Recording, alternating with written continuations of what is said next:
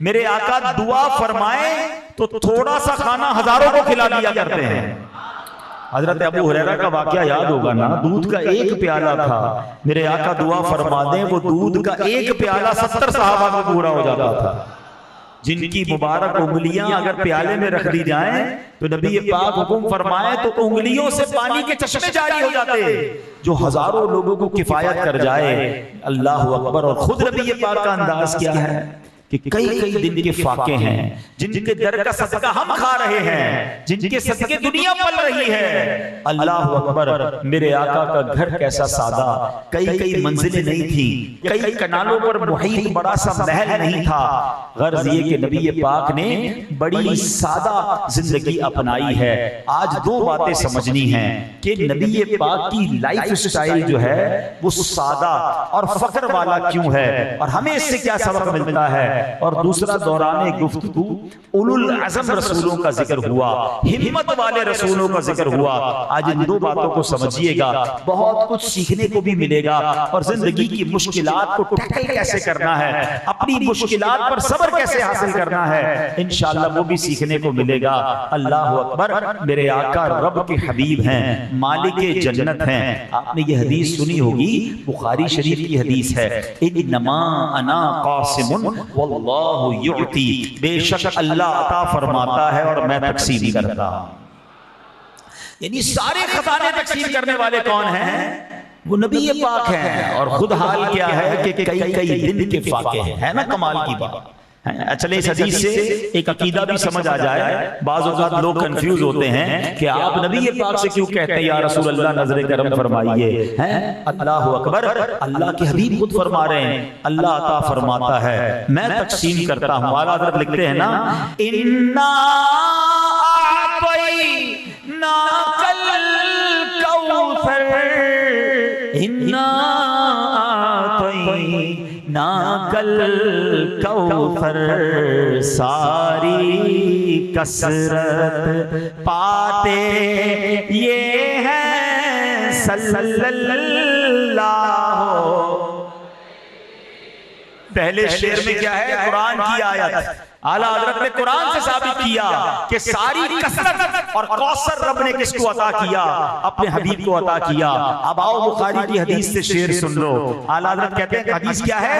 इन्नमा अना कासिमुन वल्लाहु युअती, बेशक अल्लाह अता फरमाता है, मैं तकसीम करता हूं। देखो बरेली के ताजदार क्या लिखते हैं, रब है मोती ये है कासिम, रब है मोती, मोती यानी अता करने वाला, कासिम तकसीम करने वाला।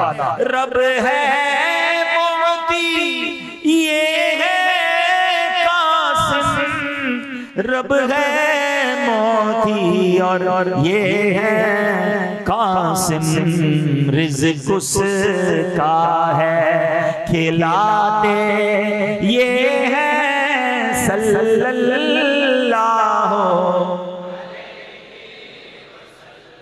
अब समझ के आई कि सारी दुनिया को तकसीम वो कर रहे हैं और खुद हाल क्या है?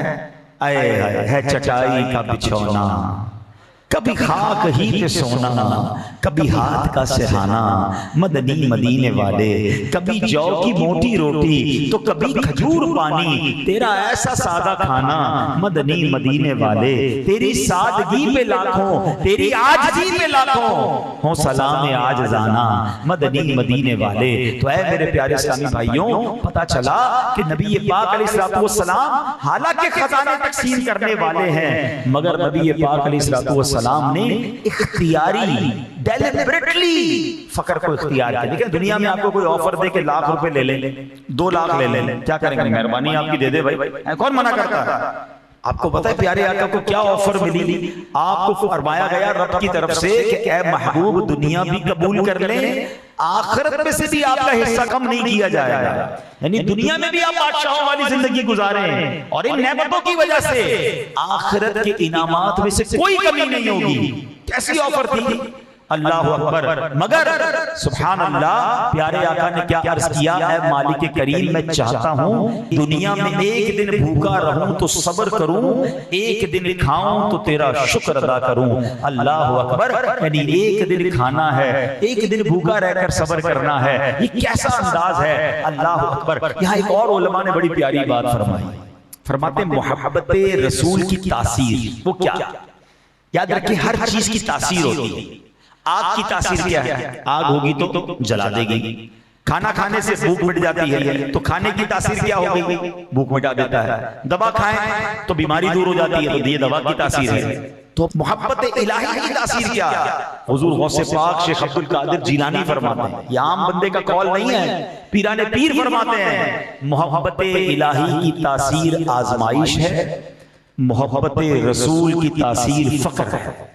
यानी जो अल्लाह से मोहब्बत करेगा उस पर आजमाइशें आना शुरू हो जाए, वो रेडी हो जाए कि अब टेंशन आएगी, अब आजमाया जाएगा, अब इम्तिहान आएगा। ये उन तमाम लोगों का जवाब भी है जो कभी कभी कहते हैं यार जब मैं दीन से दूर था ना, मैं दावत इस्लामी के माहौल में नहीं था, मैं इतनी नमाजें नहीं पढ़ता था, मैं काफिलों में नहीं जाता था, मैं दर्स नहीं देता था, लाइफ सेट थी, जैसे जैसे दीन की तरफ आ रहा हूं मुश्किलें आ रही हैं, टेंशन आ रही है। ये क्या मामला होता है ना कभी कभी। इसकी वजह यह है कि मोहब्बत इलाही की तासीर वो क्या है, आजमाइश है। टेंशन आएगी, बंदे को आजमाया जाता है। हाँ, बल्कि एक और कमाल की हदीस सुना दूं, ये वसवसा हमेशा के लिए खत्म हो जाएगा। सरकार दो आलम अलैहिस्सलाम से पूछा गया, या रसूल अल्लाह सल्लल्लाहु अलैहि वसल्लम, हदीस का खुलासा है कि अल्लाह की तरफ से सबसे ज्यादा आजमाइशें किस पर आती हैं।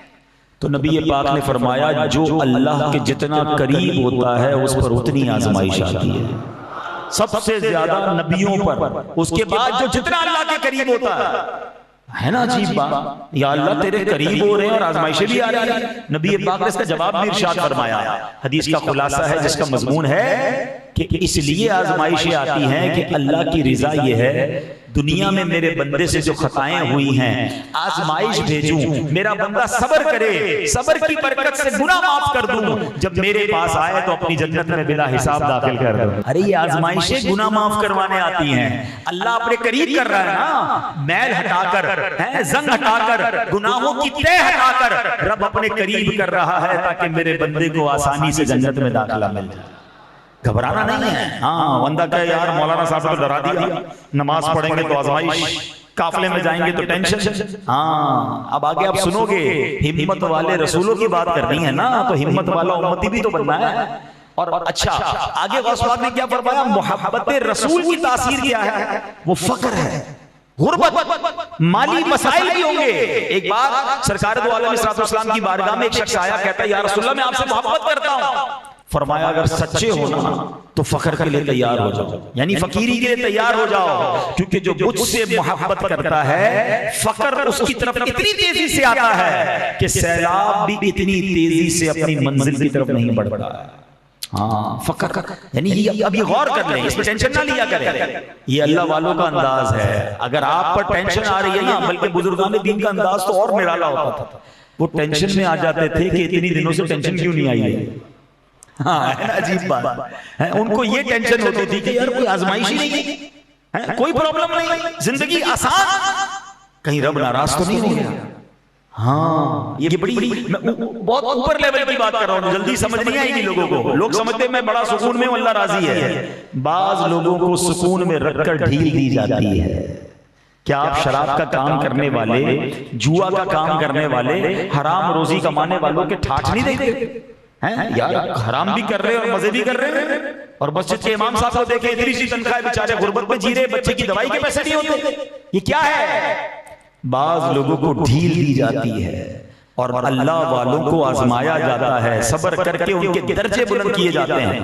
एक बुजुर्ग के बारे में आता है, उनकी ज़ौजा ने कहा मुझे आपसे तलाक चाहिए, बड़ा लाइफस्टाइल बड़ा जबरदस्त गुजर रहा है, एवरीथिंग इज वेरी गुड।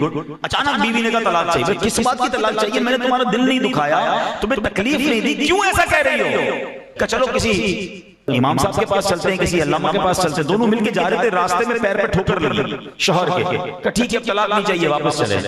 का अजीब औरत तो पहले कहती तलाक चाहिए, अब कहती तलाक नहीं चाहिए। कब मसला ये मैं 40 दिन से देख रही थी आप पर कोई आजमाइश नहीं आई है, मुझे लगा अल्लाह आपसे नाराज है इसलिए मैं आपके साथ नहीं रह सकती। अब पैर पे ठोकर लगी तो मुझे लगा नहीं नहीं रब आपसे राजी है, जब तो आजमाइश आई। अगर ये जहन बन जाए, थोड़ी देर के लिए सोचें, अगर मेरा और आपका ये जहन बन जाए कि मेरी आजमाइश इसलिए आई है कि अल्लाह मुझसे राजी है, अल्लाह मेरा इम्तिहान दे रहा है और मैं सब्र से, हाँ कुछ लोग आजमाइश में फेल भी होते हैं, आजमाइश आती है मादल्ला ऑल फॉल बक रहे हैं, कुफरिया कलमात बक रहे हैं, नाशुक्री कर रहे हैं। नहीं, बुजुर्गाने दीन आजमाइश को वेलकम करते थे। जिस तरह खुशी को, खुशखबरी को खुशामदीद कहते हैं ना, अल्लाह वाले आजमाइश को वेलकम करते थे कि चलो अल्लाह की तरफ से आजमाइश आई। हजरत फता मूसली, बड़ा नाम है रहमतुल्लाह तआला, अल्लाह वाले हैं। एक बार आपकी ज़ौजा जो थी कहीं जा रही थी, ठोकर लगी और नाखून उखड़ गया, मुस्कुराने लगी। किसी ने कहा नाखून तो आप बताएं, कभी नाखून उखड़ जाए तो जान निकल जाती है। तो पूछा गया कि आपको तकलीफ नहीं हुई? आप कहती तकलीफ तो बहुत हुई, मगर इसलिए मैं मुस्कुरा रही हूं कि तकलीफ पर सब्र करूंगी और अल्लाह सब्र का अजर अता फरमाएगा, इसलिए मेरे चेहरे पे मुस्कुराहट आ रही है।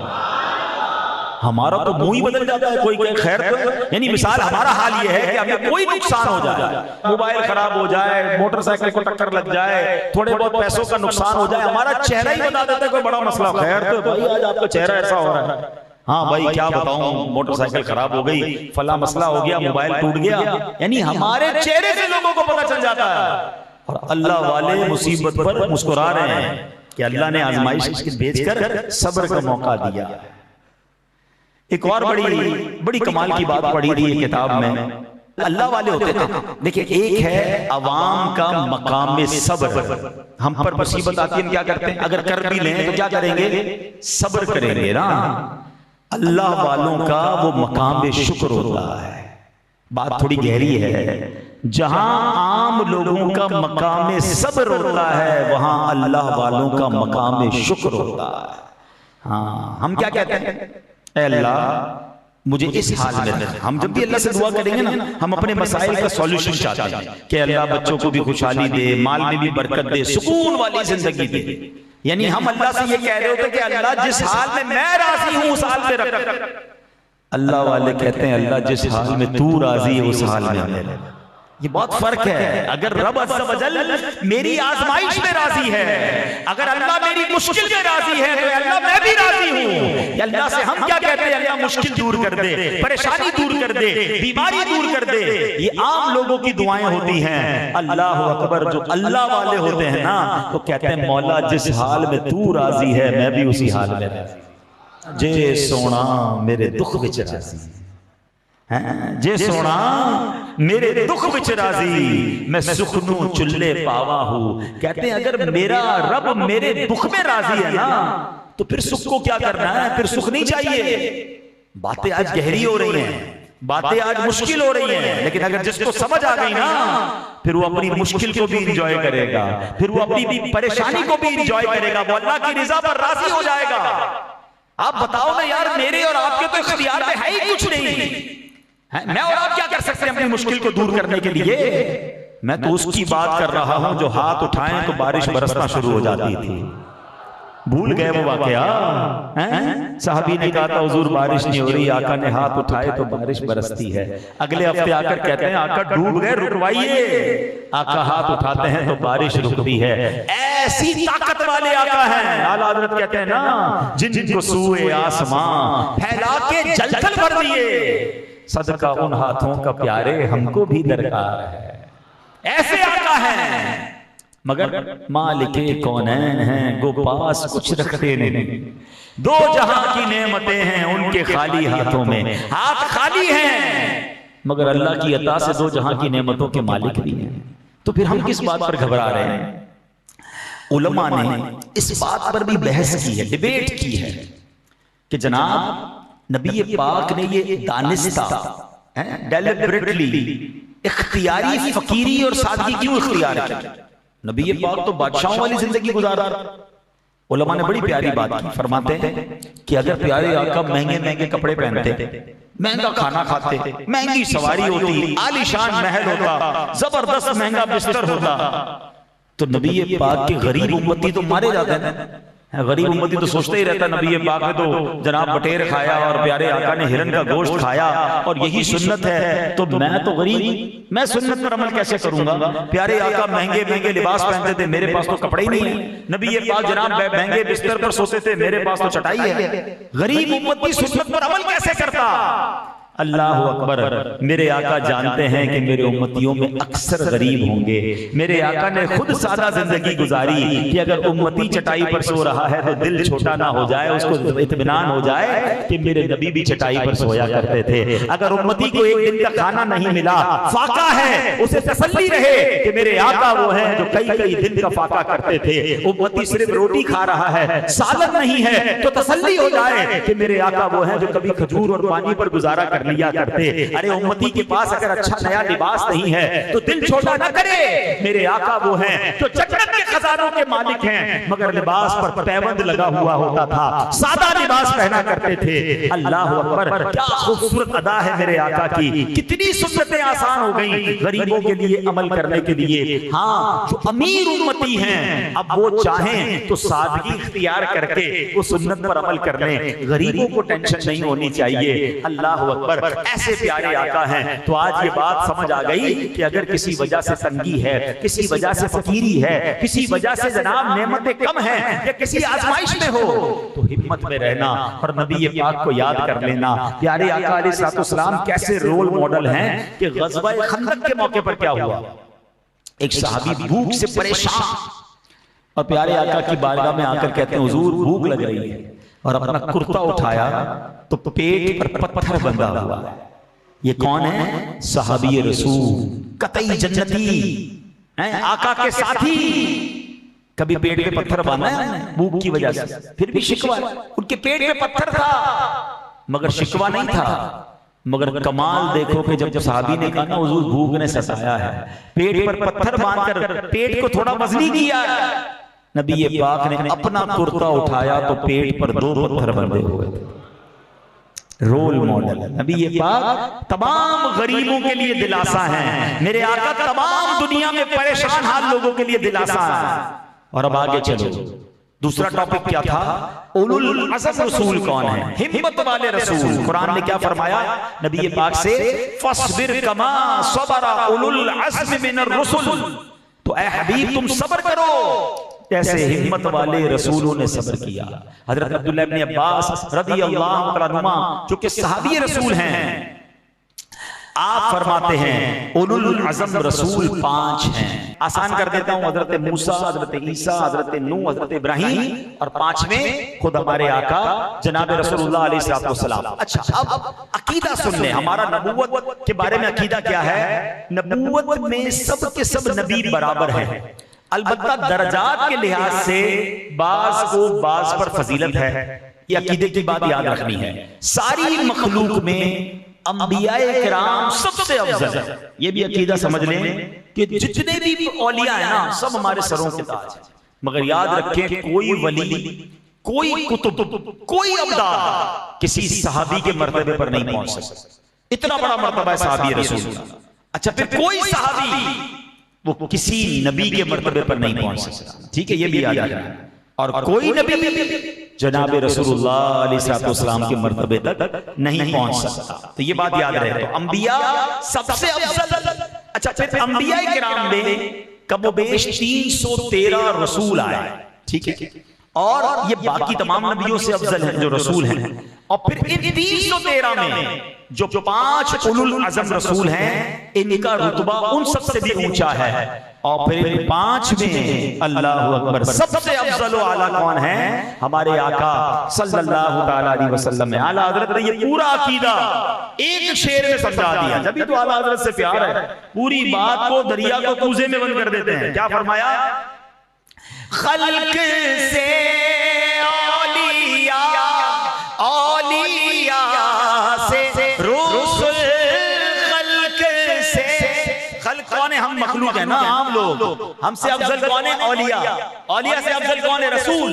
खल्क से औलिया, औलिया और रसूलों से आला हमारा नबी सबसे औला,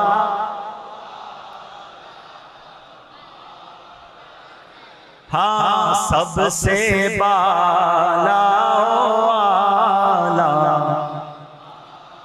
अब नबी पाक को अल्लाह ने क्या फरमाया, फस्बिर कमा सबरा उलुल अज़्म मिनर रुसुल। तो ए हबीब तुम सब्र करो जैसे हिम्मत वाले रसूलों ने सब्र किया। सब्र करने की तलकीन अल्लाह कुरान में फरमाता है। अब सब्र है क्या? अपने पांव पर जमे रहने को सब्र कहते हैं। हालात कैसे भी हो, बंदा अपनी जगह पर जमा रहे, मुश्किल आए, परेशानी आए, मुसीबतों के पहाड़ टूट जाए, बंदा अपनी जगह पर कायम रहे, इसको सब्र कहते हैं। देखिए इमाम आली मकाम इमाम हुसैन रज़ियल्लाहु तआला अन्हु पर करबला के मैदान में कैसे कैसे इम्तिहान आए। 72 साथी आपके सामने शहीद हुए। हजरत अली असगर रज़ियल्लाहु तआला अन्हु के गले पर तीर लगा, आपने अपने हाथों से वो तीर निकाला। भाई, भतीजे, भांजे, बेटे आंखों के सामने शहीद हो गए। पानी बंद है मगर आप जमे हुए हैं, आप सब्र पर हैं। एक बात याद रखिएगा, उलमाए किराम फरमाते हैं कि अल्लाह पाक की मारिफत का तरीका यह है कि बंदा अफ़आले इलाही को समझे।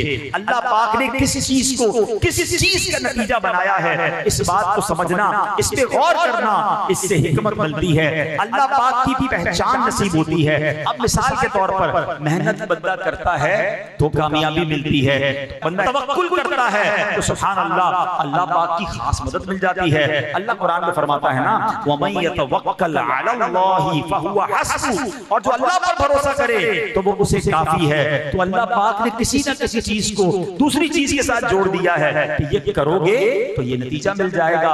अब सोचना यह है कि किसी को क़यादत चाहिए, किसी को इमामत चाहिए, कोई पेशवा बनना चाहता है, जो लीडरशिप है ना, हमेशा याद रखे वो सब्र का नतीजा है। ये नोट कर ले, जो सब्र दिखाएगा, हिम्मत रखेगा, इस्तिकामत अपनाएगा, हालात कैसे ही हो जाएं, अपने रास्ते पर कायम रहेगा, पांव जमे रहेंगे, अल्लाह पाक इस तमाम कोशिश के बदले उसे इमामत अता फरमाता है, उसे लीडरशिप अता फरमाता है। अल्लाह अकबर। और रब ने कुरान में फरमाया, अल्लाह कुरान में फरमाता है, और जब बनी इस्राइल ने सब्र किया तो हमने उनमें से कुछ लोगों को इमाम बना दिया जो हमारे हुक्म से रहनुमाई करते थे। अब गौर करें ना, बनी इस्राइल तो बड़े मजलूम थे।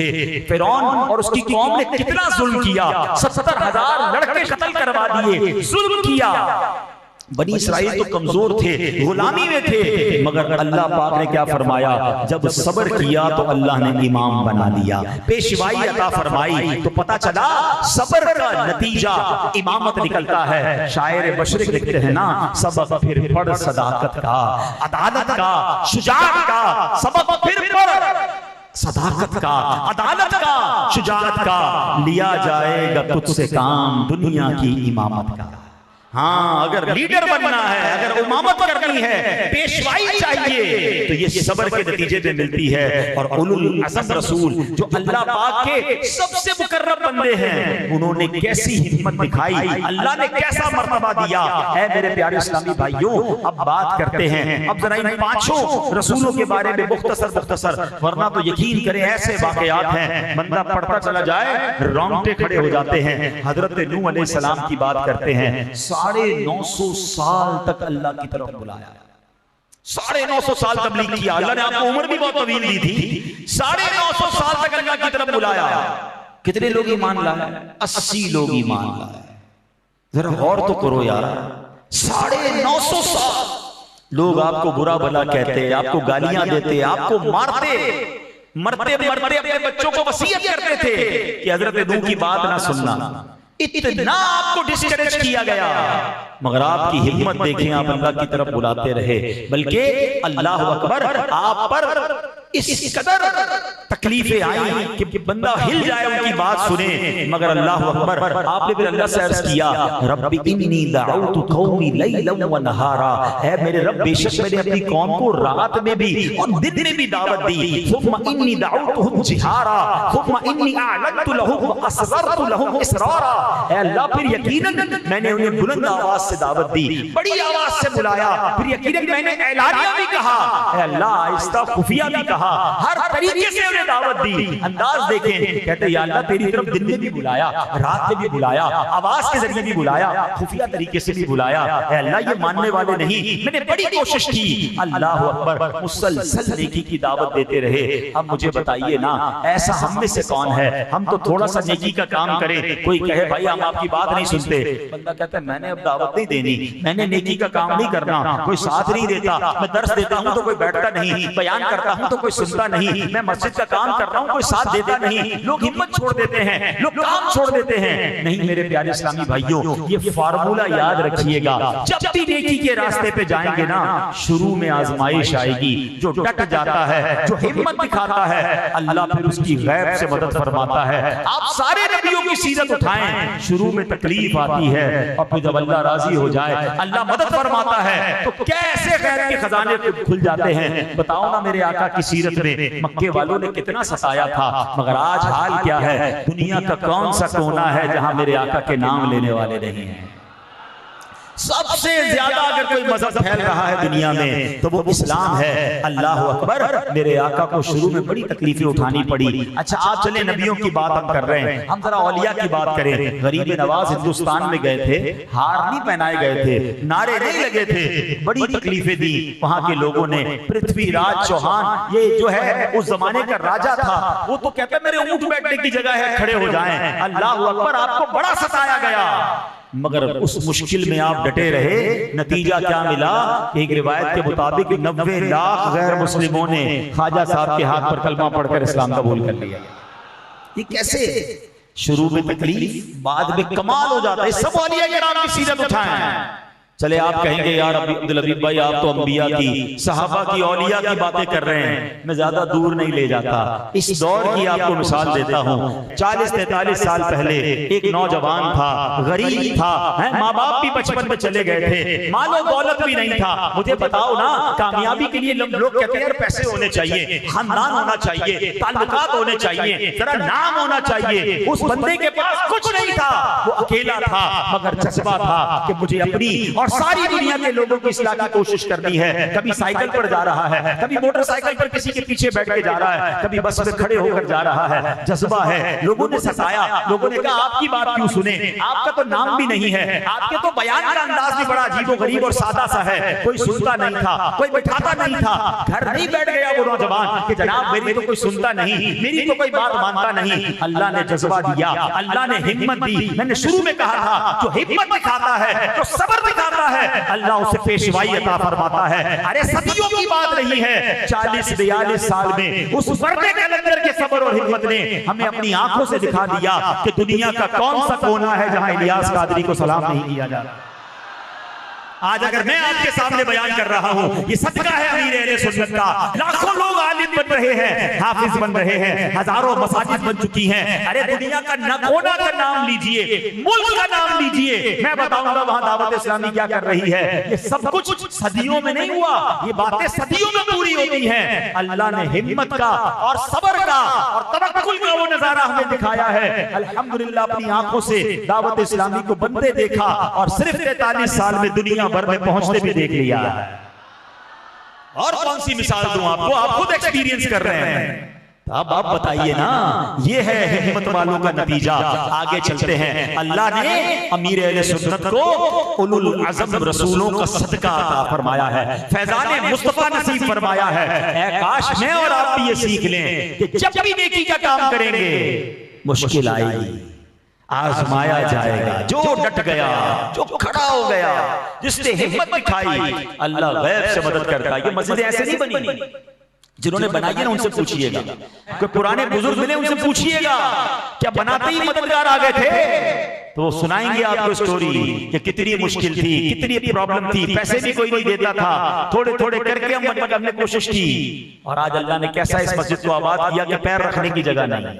वक्त लगता है, हाँ हम हिम्मत छोड़ जाते हैं, हम सब्र नहीं करते। आओ हजरत इब्राहिम अलैहिस्सलाम, आपके सब्र की तो क्या बात।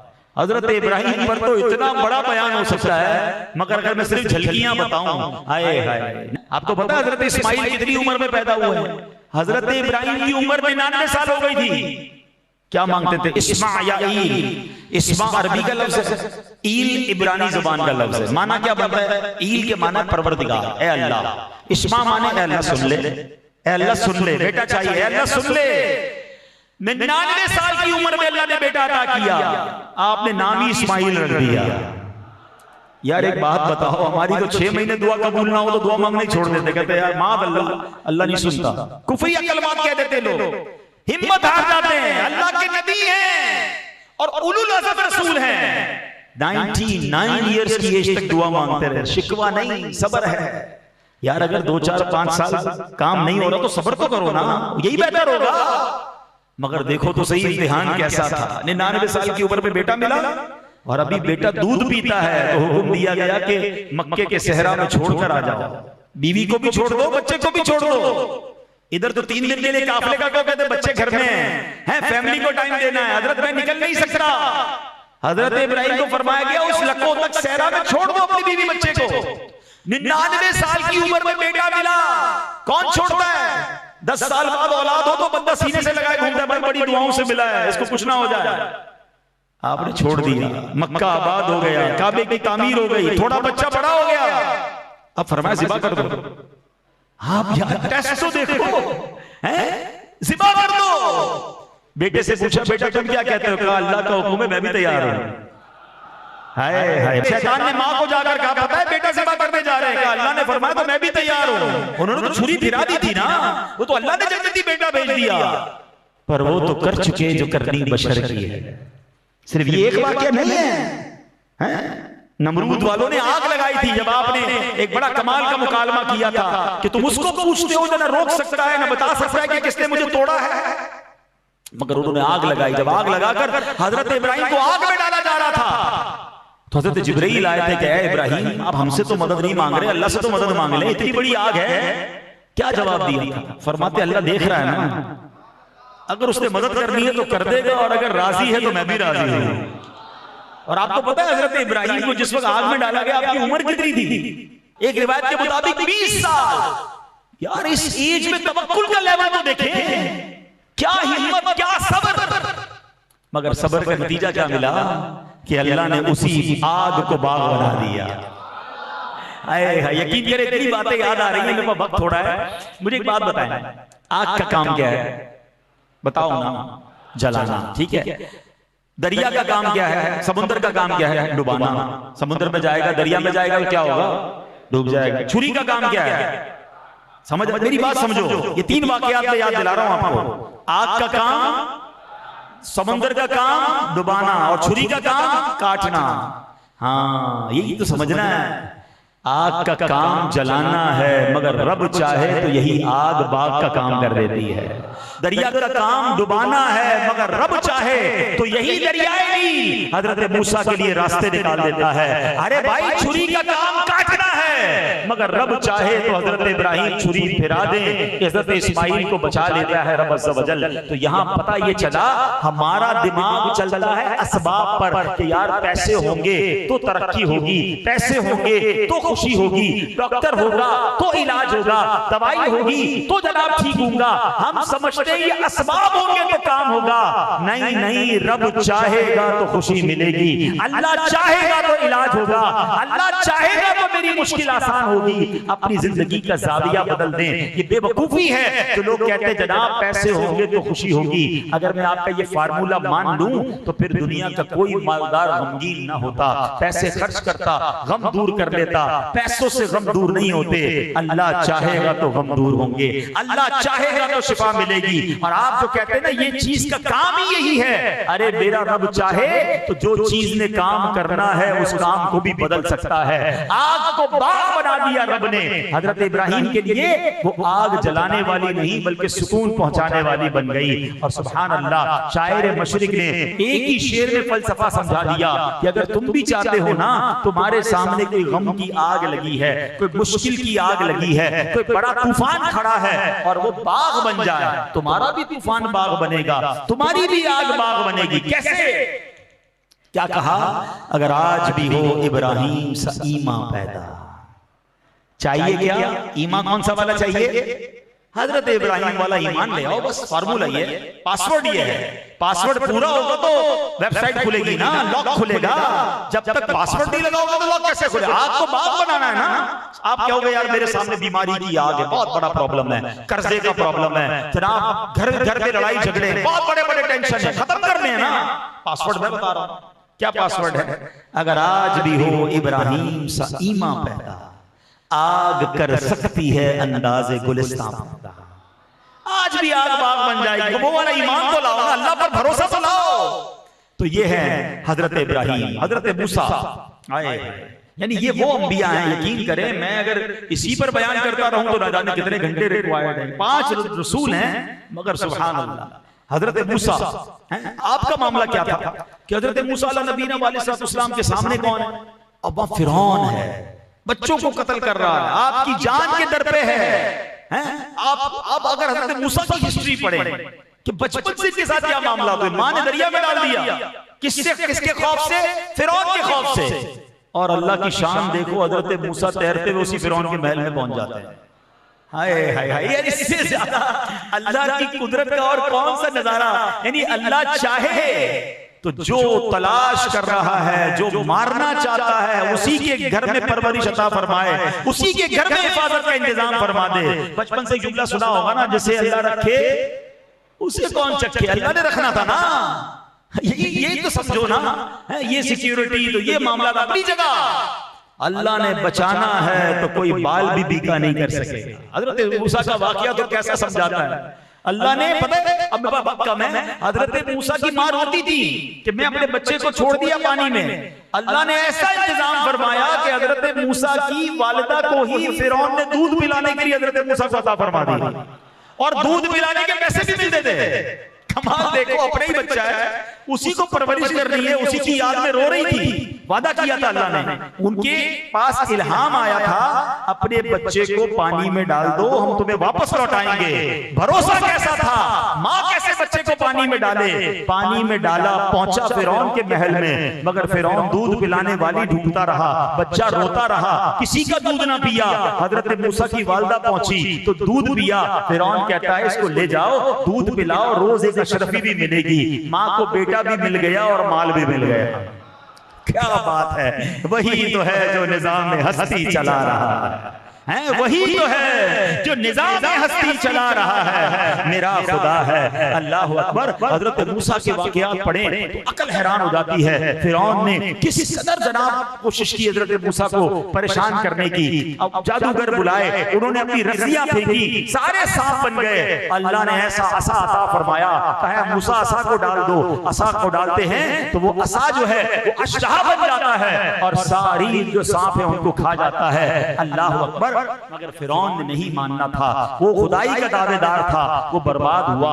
मगर हजरत मूसा डटे रहे। अब बात करते हैं सरकार दो आलम सल्लल्लाहु ताला अलैहि वसल्लम की। मेरे आका का किस कदर सब्र है, सुभान अल्लाह। नबी पाक का जरा मुबारक सब्र देखिए कि कुरैश के कबीले वाले आपके कबीले वाले थे, मगर ये आपके मुखालिफ हो गए।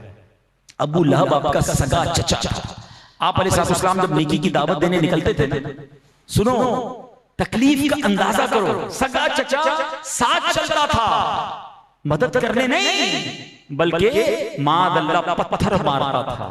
मुबारक एड़ियां खून से लहूलुहान हो जाती, उसके बावजूद मेरे आका हिम्मत से काम लेते, सब्र से काम लेते, नेकी की दावत देते रहते। सहाबी रसूल हजरत मुनीब अस्दी रज़ियल्लाहु तआला फरमाते हैं, इस्लाम कबूल करने से पहले मैंने अल्लाह पाक के आखिरी नबी सल्लल्लाहु अलैहि वसल्लम को देखा।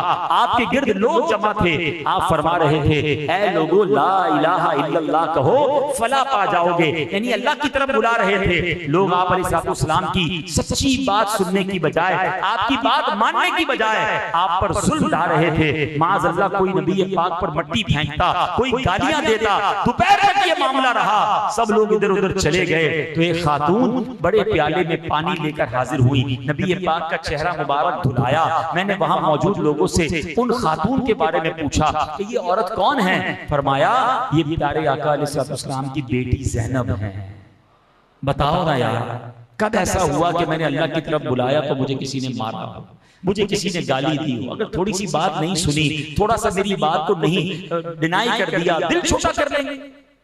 ना करें ऐसा। ऐ मेरे प्यारे इस्लामी भाइयों, आज हमने अल्लाह वालों का सबर सुना है। अल्लाह के अजीम बरगुज़ीदा जो रसूल हैं, उलुल आज़म रसूल, उनके बारे में यकीन करें। मेरे पास इतनी बातें मौजूद हैं और इनके तो वाक़यात ऐसे हैं, हम सारी रात एक एक रसूल पर बयान करते जाएं और खुद नबी पाक का ताइफ का वाक़या देखें, प्यारे आका अलैहिस्सलाम की मक्की जिंदगी को देखें, शाबे अबी तालिब की जो तकलीफें नबी पाक ने उठाई।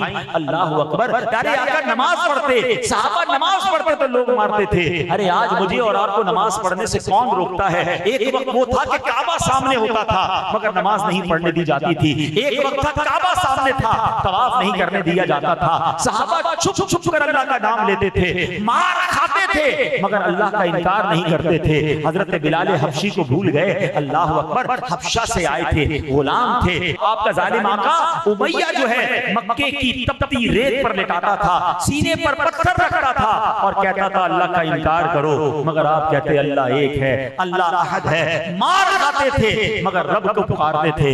आज मैं और आप तो आसानी से मुसलमान हो गए। मुझे और आपको कौन सी कोशिश करनी पड़ी है मुसलमान होने के लिए? बिन मांगे हम तो पैदा हुए तो माँ बाप मुसलमान, हम भी मुसलमान। पहली आवाज कानों ने सुनी, अजान की सुनी, मेरा नाम रखा, मुसलमानों वाला नाम रखा, मजे आ गए मेरे को, कोई मुश्किल नहीं, मगर बस यही काम था मेरा। हैं? ईमान मिल गया, उस ईमान को कुछ आगे नहीं बढ़ाना, मजबूत नहीं करना, इसकी कोई जिम्मेदारी नहीं है।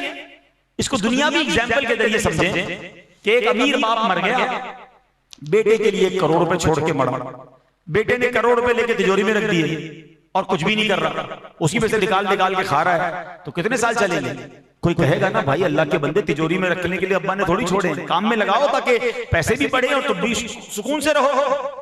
हमारा हाल ऐसा ही है कि मुसलमान हो गए पैदाइशी, उसके बाद ईमान को रख दिया तिजोरी में। ईमान के तकाजे पूरे नहीं करने, इसको मजबूत नहीं करना। कई लोग तो सिर्फ नाम के मुसलमान हैं, ना नमाज पढ़ते हैं, ना रोजा रखते हैं, ना ज़कात देते हैं, दीन के मामला का कुछ पता नहीं, नाम मुसलमानों वाला। ना करें ऐसा। हमने मुसलमान बने हैं तो अब इसकी जिम्मेदारी पूरी करें। हम आखिरी नबी की उम्मती हैं, खैरुल उम्म कहा गया इस उम्मत को। आज अल्लाह करे ये बात समझ आ जाए, इन उलुल आज़म रसूलों का तज़किरा सुनने के बाद ये ज़हन बन जाए कि इंशाअल्लाह हिम्मत के साथ, सबर के साथ, मुखालिफत हुई तो उसका सबर के साथ जवाब देते हुए इंशाअल्लाह मैं भी दीन के काम को आगे बढ़ाऊंगा इंशाअल्लाह। ये जिम्मेदारी है हमारी। इस उम्मत में अब किसी नबी ने थोड़ी आना है, अब नेकी की दावत का काम इस उम्मत की जिम्मेदारी है। मगर लोग कहते हैं दावत इस्लामी वाले कर रहे हैं, बस बहुत है। ये चंद दावत इस्लामी वालों का काम नहीं है, आप भी नबी पाक के उम्मती हैं, आओ मिलकर करते हैं और मुखालिफत से नहीं घबराना। हाँ, कौन से नबी हैं जिनकी मुखालिफत नहीं हुई? कौन से सहाबी हैं जिनकी मुखालिफत नहीं? अल्लाह के कौन से वली हैं जिनकी मुखालिफत नहीं हुई? हर अल्लाह वाले को टेंशन दी है लोगों ने, हर अल्लाह वालों की मुखालिफत की है। आज भी देख लें, जो जितना दीन का काम करेगा जाहिर है किसी ना किसी को तो तकलीफ होगी ना। कैसे किसी को हजम हो जाएगा कि दावत इस्लामी वाले सारी दुनिया में जाते हैं और अस्सलातु वस्सलामु अलैका या रसूलल्लाह के नारे लगाते हैं। अरे जब या रसूलल्लाह कहोगे तो कुछ लोगों को प्रॉब्लम होगी, वो सोशल मीडिया पे चीखेंगे। हमने नहीं घबराना। जब आप नारा लगाएंगे हर सहाबी नबी जन्नती जन्नती, यकीनन कुछ लोगों को प्रॉब्लम होगी, हमने नहीं घबराना, उनको अपना काम करने दो, हम सहाबा की अज़मत का डंका बजाते जाएंगे। अरे जब हम ये कहेंगे कि मोहम्मद मुस्तफा सबसे आखिरी नबी, जब आप अकीदा खत्म नबूवत पर बात करेंगे तो कुछ लोगों को प्रॉब्लम होगी, वो कहीं से मुखालिफत करेंगे। हमने नहीं घबराना, हमने नहीं डरना, हमने अपनी हिम्मत के साथ, आज हमने हिम्मत वाले रसूलों की बात सुनी है। और जो हिम्मत वाला होता है, जो सबर वाला होता है, जो मुखालिफत से डरने वाला नहीं होता, फिर अल्लाह उसकी ऐसी गैब से मदद फरमाता है कि उसे उम्मत में इमामत का शरफ अता फरमा देता है, उसको क़यादत का शरफ अता फरमाता है और उसके जरिए बड़े बड़े काम हो जाते हैं। तो हम अल्लाह से दुआ करते हैं, ऐ अल्लाह हमें भी तेरे दीन के बड़े कामों के लिए कबूल फरमा ले, हमसे भी तेरे दीन की बड़ी बड़ी खिदमतें ले ले। तो आइए ना, दावत इस्लामी का माहौल आपके सामने है। बताइए दुनिया में ऐसी कौन सी तहरीक है जो इतने बड़े पैमाने पर कुरान और सुन्नत की खिदमत कर रही है? तो आइए दावत इस्लामी के दस्तों बाजू बनिए और मिलकर इंशाअल्लाह हम दावत इस्लामी का काम करें, दीन का काम करें, सुन्नतों को आम करें, कुरान पाक की तालीमात को आम करें, दावत इस्लामी के काफिलों में सफर करें, दावत इस्लामी के इज्तिमात में आते रहें। अल्लाह करीम मुझे भी और आपको भी अमल करने की तौफीक अता फरमाए।